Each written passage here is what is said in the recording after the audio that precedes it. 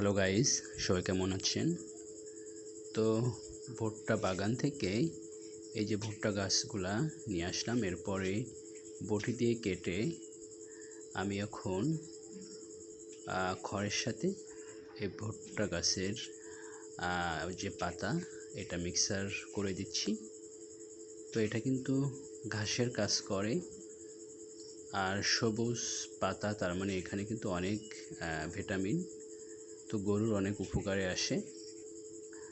তো আমার কুটু কিছু শর্ট পড়ে গেছে, এই জন্য গাদা থেকে আবারও কুটু নিচ্ছি।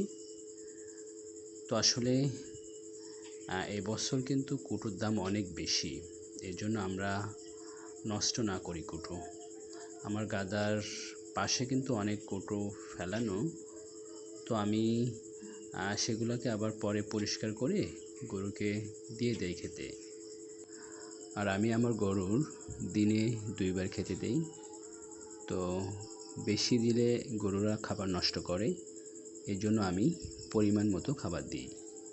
আর আমি যদি খাবার বেশি দেওয়ার প্রয়োজন হয় তাহলে আমি আস্তে আস্তে খাবারটা বাড়িয়ে দিই, একবারে অনেক বেশি দেই না। তো আমার কিন্তু খড় মিক্সার করা শেষ। আমি এখন এই নেটটা সুন্দরভাবে বাঁধবো। তো আমি বেঁধে এটিকে পানিতে ভিজিয়ে রাখবো কিছুক্ষণ, এরপরে গরুকে দিব, তাহলে কিন্তু নষ্ট কম হবে। তো আমার বাসা থেকে পুকুরটা একটু দূরে, এজন্য একটু বেশি কষ্ট হয়। তো আপনারা পারলে আপনাদের গোয়াল ঘরের পাশে একটা হাউস করে নেবেন, সেখানে কিন্তু কুটোগুলা ভিজিয়ে রাখতে পারবেন। সেক্ষেত্রে আপনাদের কষ্ট কম হবে, এবং আপনারা চাইলে ড্রামের ভিতরেও পানি দিয়ে ভিজিয়ে রাখতে পারেন। তো আমার কিন্তু একটা ভেজানো শেষ, এখন আমি অন্যটি ভেজাবো। তো এখানে এই পুকুরে পানিও কম, এর জন্য একটু কষ্ট হয় আমার। তো কিছু করার নাই, এখন সব পুকুরে পানি কম। তো আমি এখন কিন্তু আমার গোয়াল ঘরে গরুর জন্য খাবারটি নিয়ে যাচ্ছি। তো পাশে একটা পুকুর আছে, পুকুরের পানিও অনেক নোংরা ময়লা, এই জন্য এখানে আমি ভিজাই না। তো এই পুকুরটা কিন্তু আমার একবারে গোয়াল ঘরের কাছে। তো এখন আমি কিন্তু গরুর খাবার দিচ্ছি ড্রামে।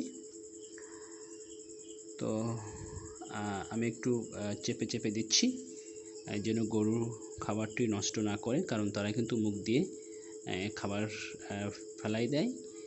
তো এই জন্য আপনারা চেষ্টা করবেন যে যেন ড্রামের পাশে অনেক পরিষ্কার থাকে, যাতে কোনো ময়লা বা গরুর গোবর যাতে না থাকে। তো সবাই ভালো থাকবেন, শুভকামনা সবাইকে। আল্লাহ হাফেজ।